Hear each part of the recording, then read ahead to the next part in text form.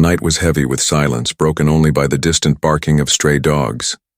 The moon hid behind clouds, and the streets of the small ruined town were almost empty. People hurried to their homes, shutting doors, locking windows, and avoiding the old square where the cursed well stood. The well was old, cracked and filled with filthy water, its smell rising like poison in the air. Children whispered stories that the well swallowed souls, and adults warned never to go near it.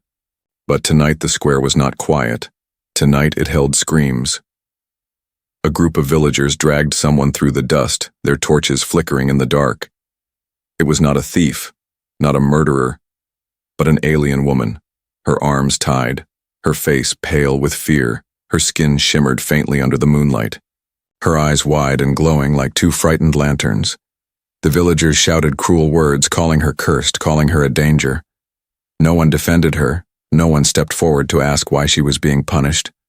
They reached the edge of the filthy, while the woman begging for mercy, her weak voice lost under their angry noise. One man pushed her without hesitation, and she fell with a cry that cut through the night. Her body hit the cold water below, and the splash echoed off the stone walls.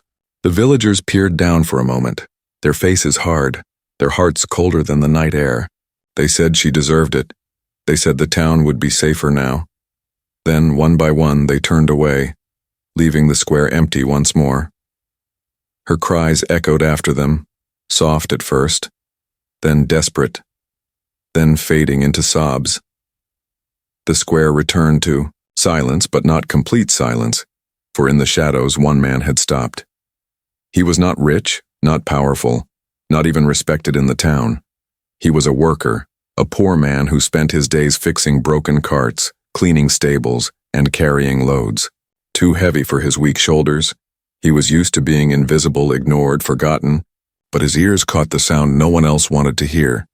The soft, breaking voice of the alien woman crying for help from the darkness of the well. He stood still, his heart beating fast, his mind screaming at him to keep walking. The town hated her. If they saw him near the well, they would hate him too. Helping her meant danger, punishment, maybe even death.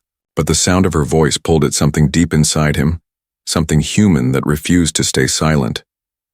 He took a step closer, then another, his feet heavy with fear. The well loomed in front of him, black and endless, a hole that had swallowed many secrets. He leaned forward and looked down. What he saw froze him. The alien woman clung to the slippery stones, her body half submerged, her hair tangled with filth. Her glowing eyes looked up at him, full of pain, full of hope, full of fear. "Please," she whispered, her voice weak and broken. "Don't leave me." The words hit him like a hammer, simple words, but they carried a weight heavier than all the loads he had ever carried. Her hands shook, her strength fading, her body sinking deeper into the dirty water. If he turned away now, she would be gone forever, swallowed by the cursed well like the stories said. The worker's breath came fast, his hands trembling as he gripped the stone edge. He wanted to run, to hide, to pretend he had not heard her. But his heart refused. He had always been invisible to the world. Yet in this moment he was the only one she saw, the only one she begged. The choice lay heavy before him: help her and risk his life, or walk away and live with the sound of her last cry haunting him forever. The night waited for his answer. The wind held its breath. Even the dogs grew silent. And in that silence, the human man whispered to himself, "If I leave her, I will never forgive myself." He knelt by the edge of the well, his voice shaking as he called down to her, "Hold on, I will not leave you." Her eyes widened, a small light of hope sparking within them. But his heart pounded harder because he knew this was only the beginning. Helping her meant crossing a line he could never return from. Still, as he looked into the well, into her desperate glowing eyes, he felt a strange fire in his chest, a fire that told him no matter what came, he could not walk away. The filthy well, once a place of fear and silence, had become the place where two fates met, a poor human worker and an alien woman left to die. And in that dark moment, under the cold sky, a story began.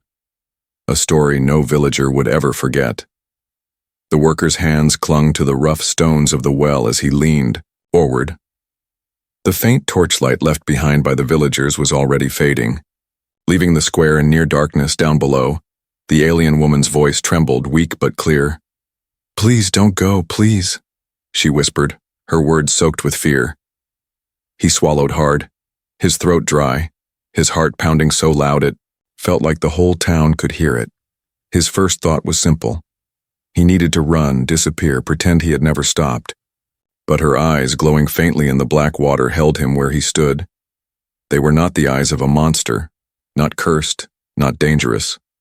They were the eyes of someone terrified, abandoned, and still clinging to life. The worker forced himself to speak, his voice low. "Can you hold on a little longer?" She nodded weakly, but her arms shook, slipping on the slimy stones. Her strength was leaving her, the water pulling her down inch by inch. If he delayed, if he hesitated, she would vanish beneath the filth and never rise again. He pulled back from the edge, his mind racing. There was no rope, no ladder, nothing to pull her out with. The villagers had made sure of that. They wanted her to die in that hole, but he could not give up. Not now, not after he had spoken.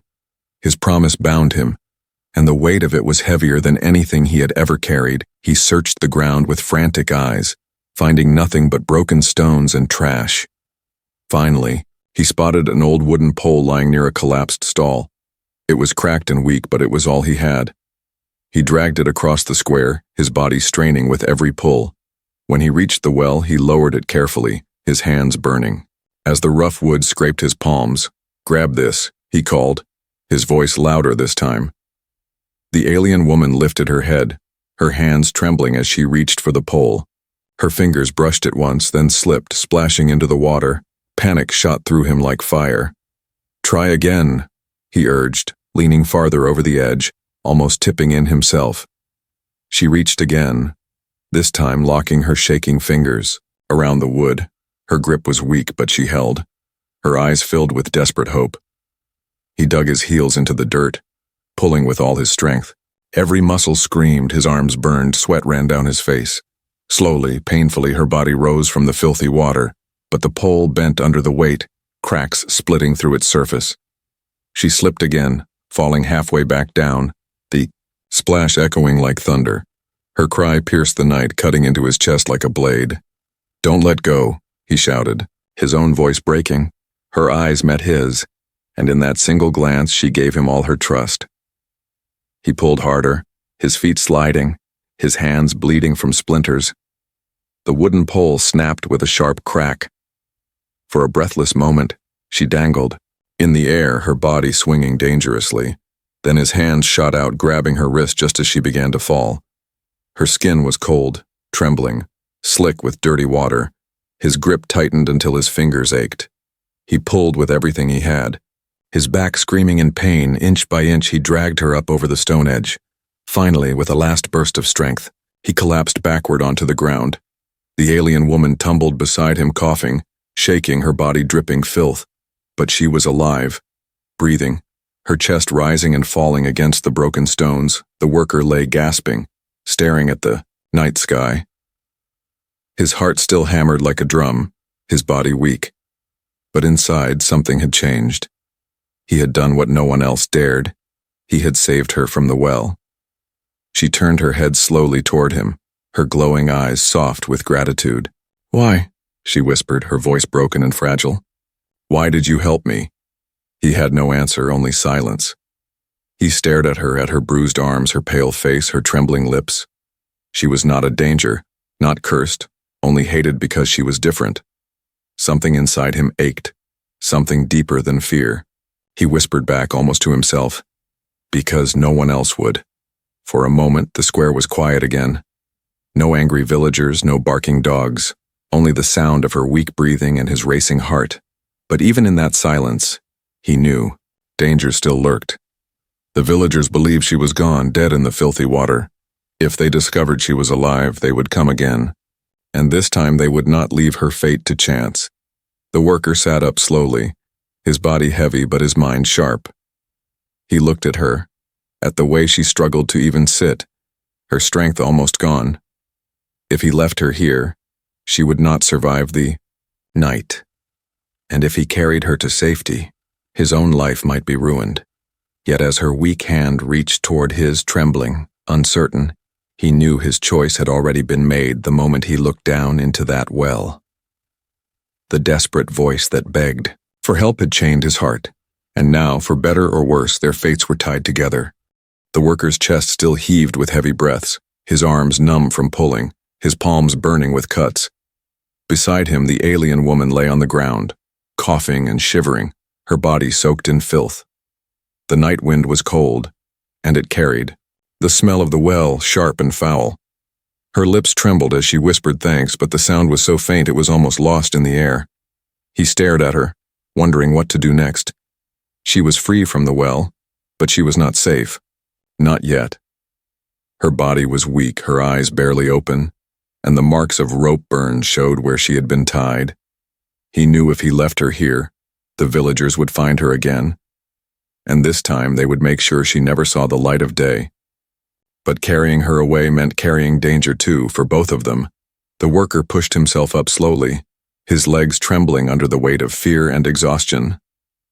He glanced around the empty square, half expecting to see angry torches returning, but there was only silence, the kind of silence that presses against your chest. He had to move, but before he could, the alien woman's weak hand grabbed his sleeve. "Please," she whispered. "Don't. Leave me." Her words dug into him like nails. He had nothing, no power, no strength compared to the villagers. But he had one thing, a stubborn heart that refused to turn away. He nodded quickly. "I won't, I promise."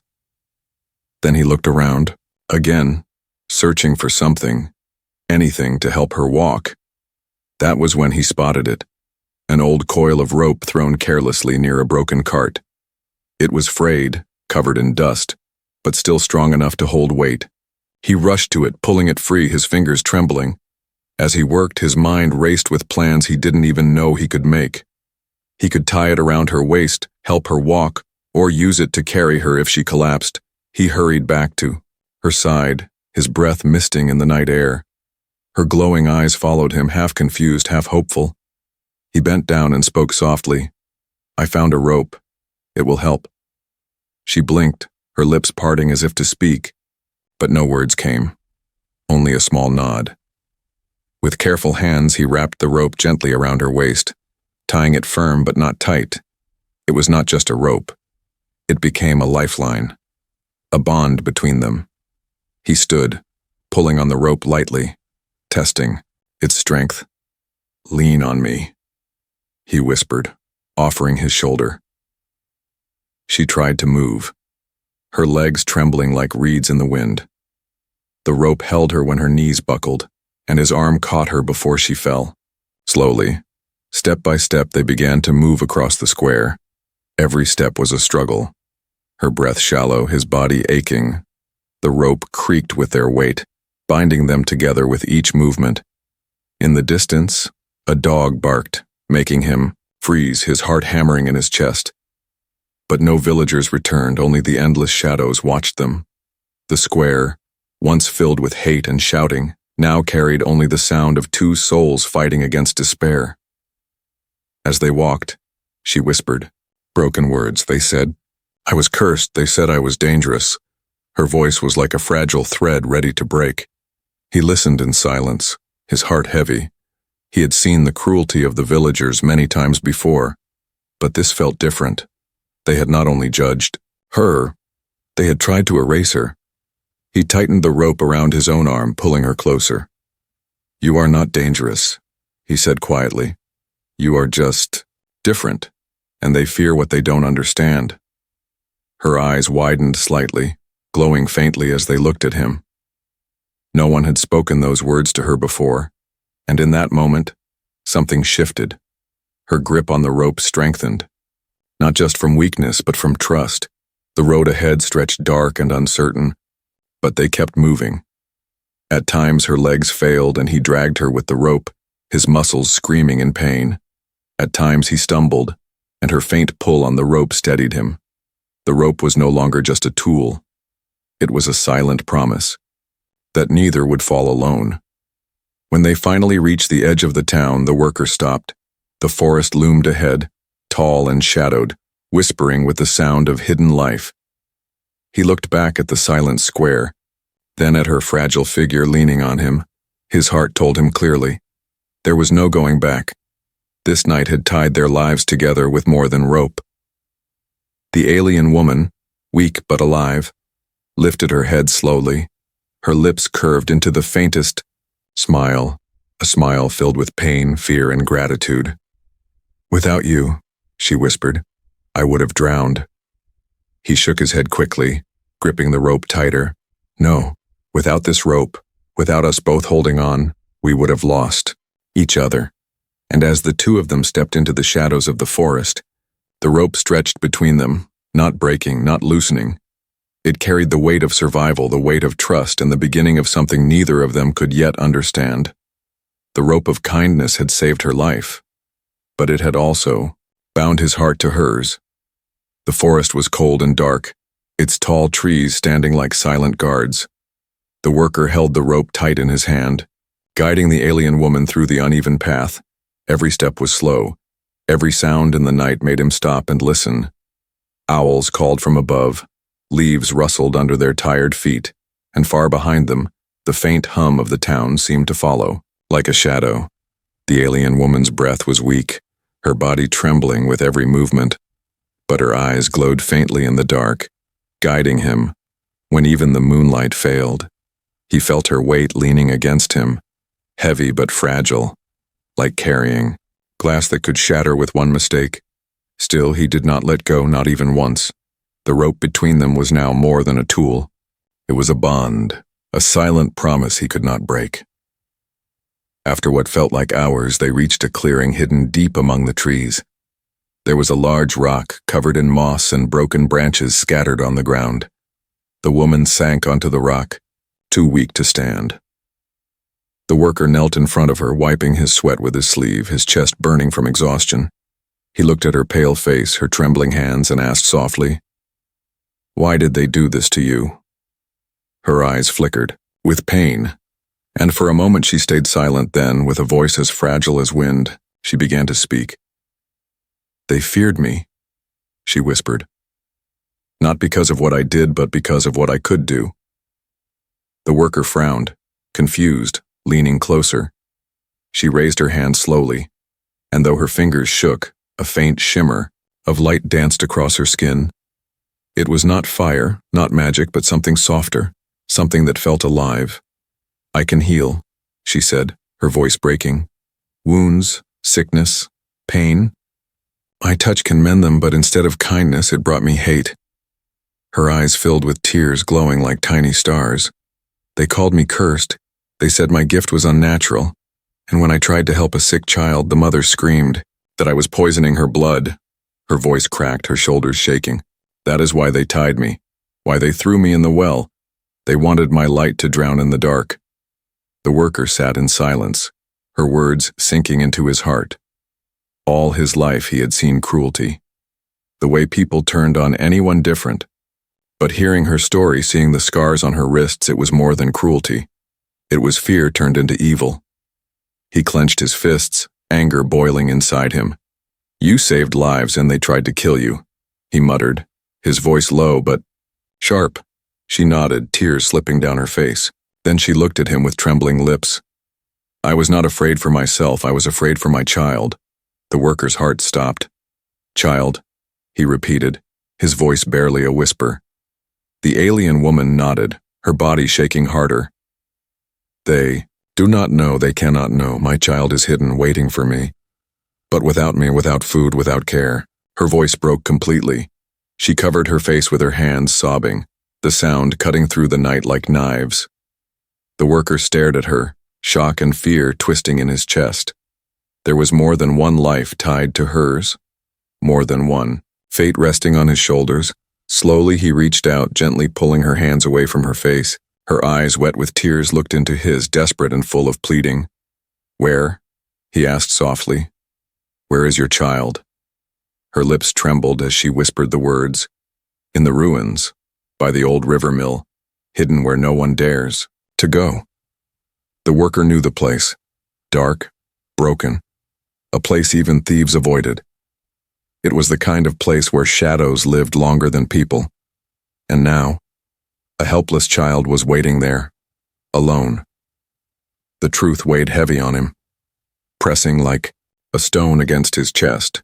Saving her had been dangerous enough, but now he understood the full danger. She was not just a stranger in need, she was a mother, and helping her meant helping her child too. His eyes drifted to the rope tied between them, rough and frayed, but strong. That rope had pulled her from death, and now it pulled him toward a choice he could not escape. He sighed, running a tired hand over his face. "I am only one man," he whispered. "I have nothing, not even food." But then he looked at her again, at her fragile body trembling in the cold, and thought of the child waiting in darkness. Something inside him, something small but stubborn, whispered back, "But you have your hands, your heart, and your promise." He tightened the rope on his arm and nodded firmly. "We will go to your child," he said, his voice steadier now. "I will help you find them." Her breath caught, her glowing eyes widening in shock. For the first time, a true smile touched, her lips weak but real. "You would risk everything for me, for my child," she whispered. He gave a tired half-smile, shaking his head. "No, not for you, not for me, but because no child should wait alone in the dark." The night deepened, the forest whispering around them. The worker helped her stand again, wrapping the rope tighter around them both. The path ahead would be dangerous, filled with fear and unknowns. But with each step, the secret she carried bound them closer together. It was no longer just about saving her. It was about saving the innocent life waiting in the shadows. And as they stepped deeper into the forest, the worker knew this was only the beginning. The hidden secret had changed. Everything. It was no longer a story of one woman in a well. It was a story of survival, trust, and a mother's desperate fight for her child. The forest was silent at first, only the sound of their footsteps on dry leaves. The worker guided the alien woman, carefully, his hand firm on the rope tied around her waist. Every time she stumbled, he tightened the rope and caught her. Every time he stumbled, she pulled gently to steady him. For a short while, it felt like the night belonged only to them. But safety never lasted long, not when secrets were carried through shadows. Far behind, a faint glow flickered. The worker froze, turning his head. Torches, several of them, moving fast through the trees. The villagers had discovered the truth. Someone must have seen the broken rope at the well, or the marks in the dirt where he dragged her away. They were coming, and their voices soon followed. Angry, sharp, echoing through the dark. "Find her, she cannot escape," one man shouted. "Bring the traitor too." Another voice growled. The worker's heart raced, his chest tightening. There was no time to rest, no time to plan. Only one choice left. Run. He gripped the rope tighter, pulling the alien woman to her feet. Her legs shook, but when she saw the lights chasing them, fear gave her strength. "Come," he whispered, his voice urgent. "We must go now." Together, they stumbled deeper into the forest, their breaths loud, their steps fast. The rope swung between them, rough but strong, guiding their movements, binding them as one. Branches slapped against his face, thorns scratched his arms, but he did not stop. The alien woman's breaths came sharp and painful, her body weaker with each step. Yet she refused to fall, her glowing eyes burning with the will to survive.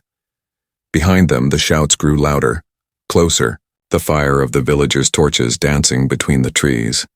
The worker's stomach twisted with fear, but he pushed on, leading her into a narrow path where the trees grew thicker. If they could reach the river, maybe the water could hide. Their tracks? The sound of rushing water grew faint in the distance. Hope flickered in his chest, but it was small and fragile. Then a stone flew past, landing near his feet. He turned his head. Shadows of men with torches were already breaking through the trees, their faces twisted with rage. "Stop him!" one shouted. "Stop the traitor!" The worker pulled the rope harder, urging the alien woman forward, but a second stone struck his shoulder, the pain sharp, his body nearly stumbling. He bit down hard, refusing to cry out, refusing to fall. "Go," he hissed, pulling her along. "Don't stop." The alien woman shook her head, her eyes wide.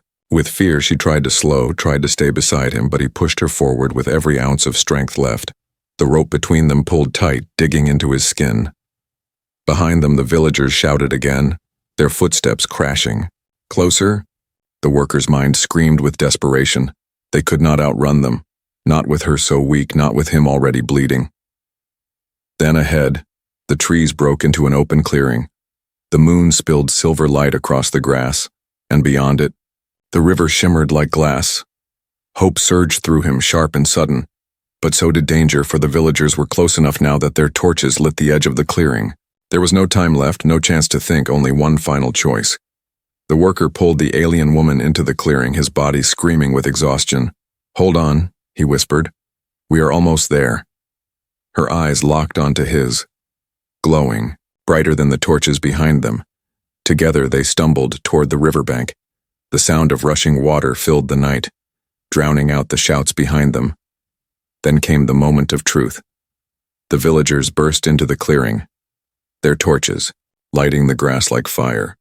They threw stones, sharp words, curses, but the worker did not stop. He grabbed the alien woman's hand, the rope binding them tighter than ever. Without hesitation, he leapt into the river, dragging her with him. Cold water swallowed them both, pulling them under. The worker's lungs burned. His arms fought against the heavy current. The alien woman's weak body clung to him, her fingers gripping the rope as if it was the last thread of life. The river roared louder, carrying them away. The villagers shouted from the banks, their torches flaring. But the water was stronger than their reach. The current dragged the human and the alien into the shadows, away from the lights, away from the hate. When they finally broke the surface, gasping for air, the torches were gone. The forest around them was dark again, the villagers' voices lost behind the roar of the river. The worker pulled them to the bank, collapsing on the wet earth, his chest heaving, his arms shaking. The alien woman lay beside him, coughing but alive, her glowing eyes staring at him with gratitude and fear. "You risked your life," she whispered, her voice trembling. "For me. For a stranger."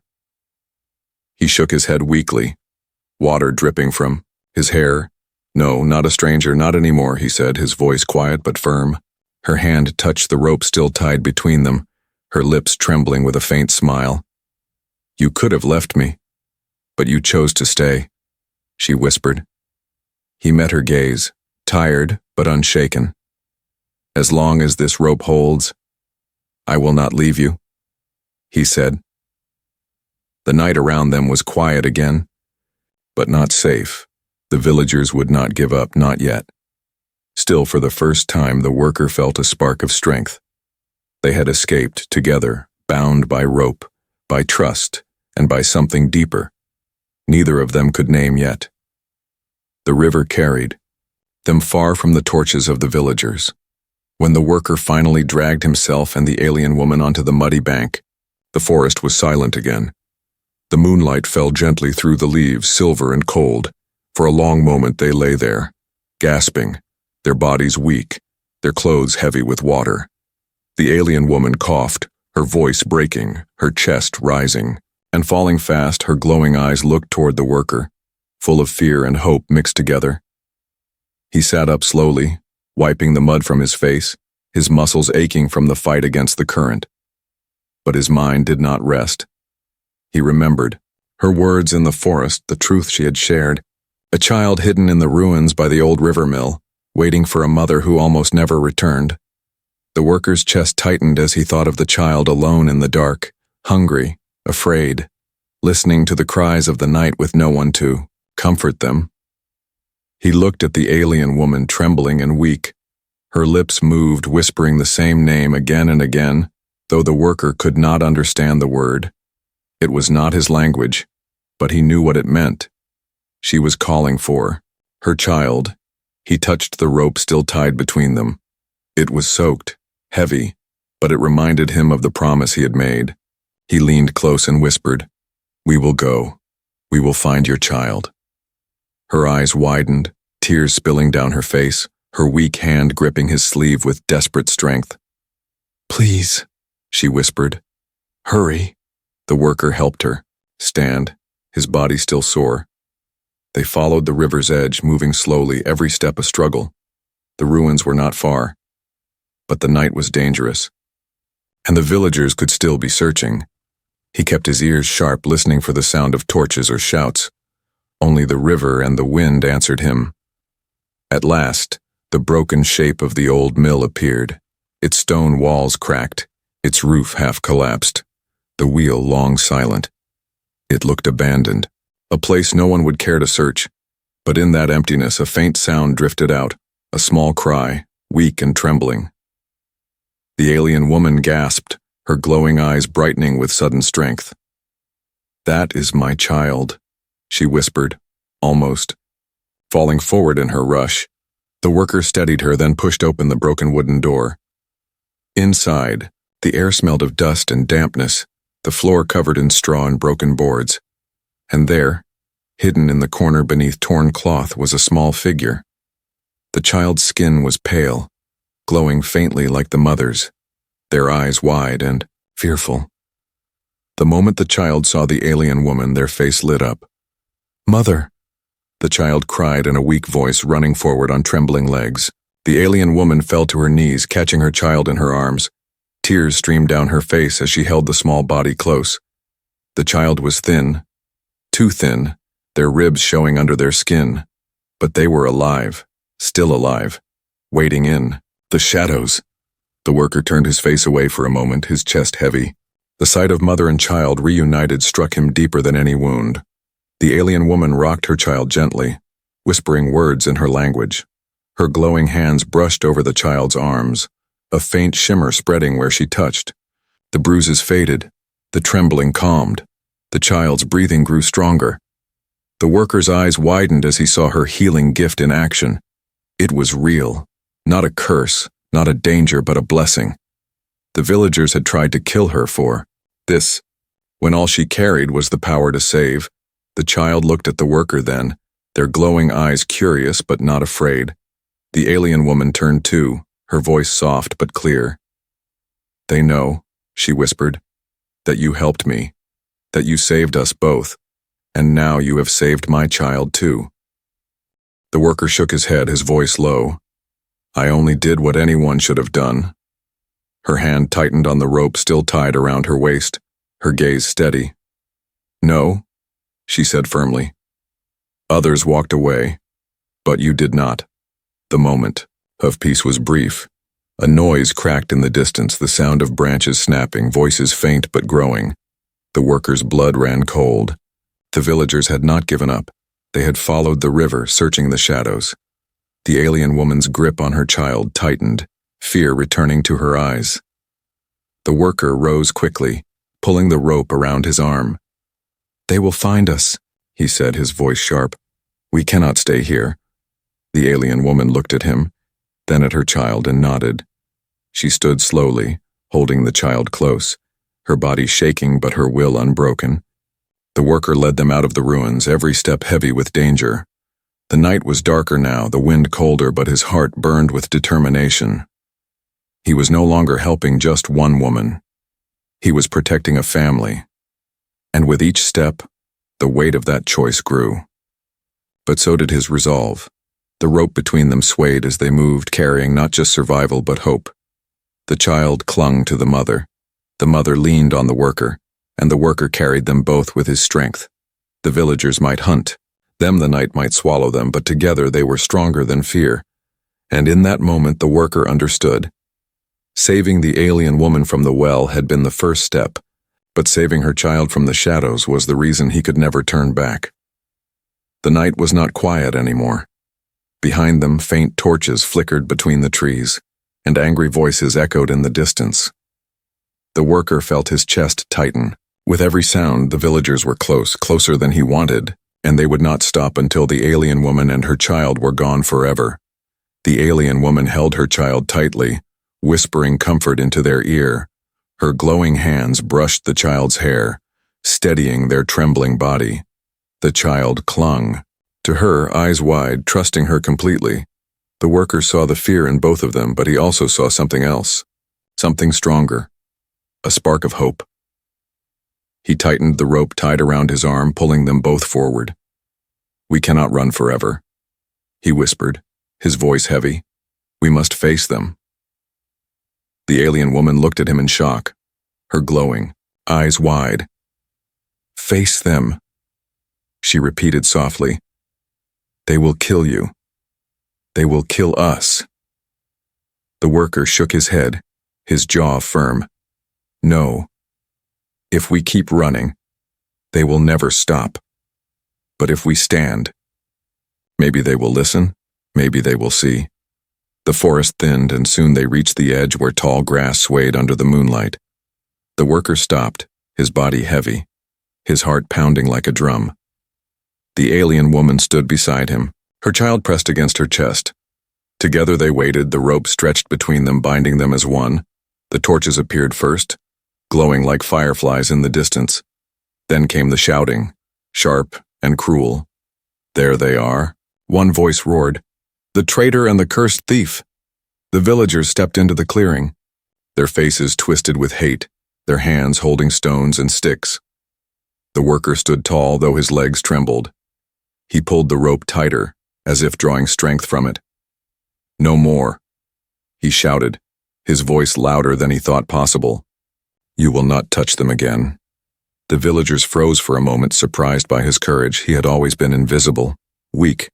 The poor worker no one respected. Now he stood in front of them, defying them, protecting an alien woman and her child. "Step aside," one man growled. "This is not your fight." The worker's voice shook, but he did not move. "It is my fight now," he said, "because when you threw her in the well, you threw away your own humanity." The words struck the air like thunder. Some villagers muttered, uncertain, their eyes shifting, but others snarled, raising their stones. "Higher!" The alien woman stepped closer, her hand on the worker's arm. Her child pressed against her side. Her glowing eyes shone brighter in the dark, her voice steady despite the fear. "I am not cursed," she said, her voice carrying across the clearing. "I heal, I save, I give life where there is pain." She lifted her hand, showing the shimmer of light dancing across her skin. The villagers stepped back, some gasping, others spitting in anger. But then she lowered her hand onto her child's arm, and before their eyes a bruise faded. The trembling stopped. The gift was real, not a curse, not a danger.